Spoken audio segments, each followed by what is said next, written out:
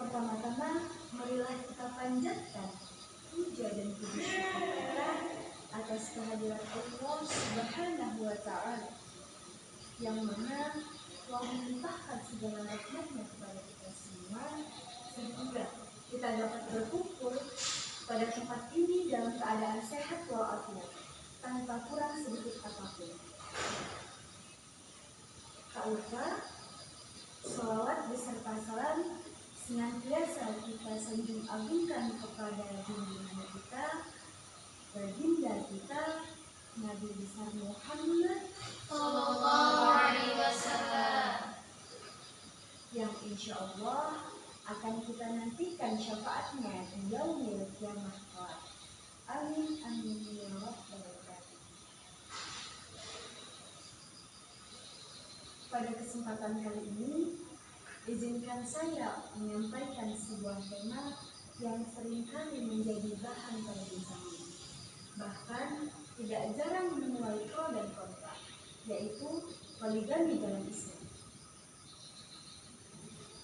Hadirin rahimakumullah. Amin. Poligami adalah istilah yang sering kita dengar, tapi sering pula disalahpahami. Poligami dalam Islam hukumnya boleh, bukan perintah, bukan pula kewajiban.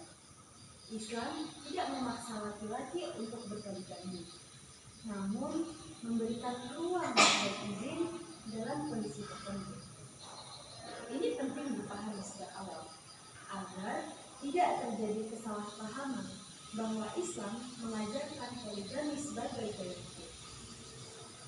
Allah Subhanahu wa Ta'ala berfirman, A'udzu billahi minasyaitonir rajim. Bismillahirrahmanirrahim.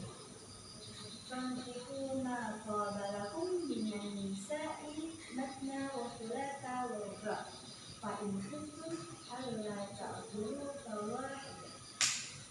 Yang artinya, maka nikahilah wanita-wanita lain yang kamu senangi, 2, 3, atau 4. Tetapi jika kamu takut tidak akan berlaku adil, maka nikahilah seorang saja. Quran Surat An-Nisa ayat 3. Ayat ini menjadi landasan utama dalam pembahasan poligami.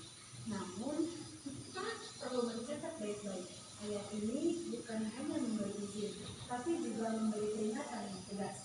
Jika takut tidak adil, maka cukup satu saja. Dan menurutnya, para ulama menafsirkan ayat ini sebagai bentuk pembatasan, bukan ajakan untuk memperbanyak. Dalam budaya Islam sebelumnya, seorang pria bisa menikahi puluhan wanita tanpa batas. Lalu Islam datang dan menetapkan batasan menikah yaitu 4 dengan syarat yaitu adil. Teman-teman rahimakumullah, dalam sejarah Islam kita melihat bahwa Rasulullah SAW sendiri menjalani poligami, tapi bukan dengan dasar hawa nafsu. Seluruh pernikahan beliau selain dengan Khadijah radhiyallahu anha dilakukan setelah beliau berusia lebih dari 50 tahun, dan hampir semuanya adalah pernikahan yang janda demi menjaga, melindungi, dan menghormati wanita-wanita yang berjasa dalam perjuangan Islam. Ini menunjukkan bahwa poligami dalam Islam bukan urusan syahwat, tapi tanggung jawab sosial. Rasulullah menjadi pelindung, bukan sekedar pasangan.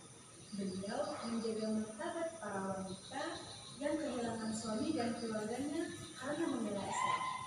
Jadi sangat jauh jika kita dibandingkan praktik Rasulullah dengan praktik kita sebagai praktik sebagian orang yang menikah lagi hanya karena istrinya sudah tidak menarik atau karena bosan dengan istrinya.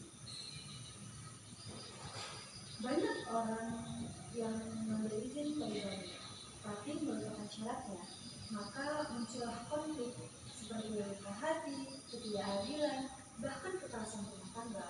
Ini bukan salah ajarannya, tapi salah cara memahami dan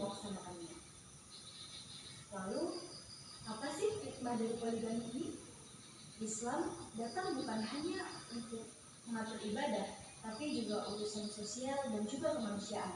Poligami bisa menjadi solusi dalam kondisi tertentu. Misalnya yang pertama, ketika jumlah wanita jauh lebih banyak daripada pria, agar tidak ada wanita yang terabaikan secara sosial. Yang kedua, untuk melindungi janda-janda atau wanita yang lemah yang membutuhkan perlindungan lahir dan batin. Dan yang ketiga, untuk menjaga keturunan dan kehormatan dari perzinahan yang bisa muncul akibat kebutuhan biologis yang tidak terpenuhi.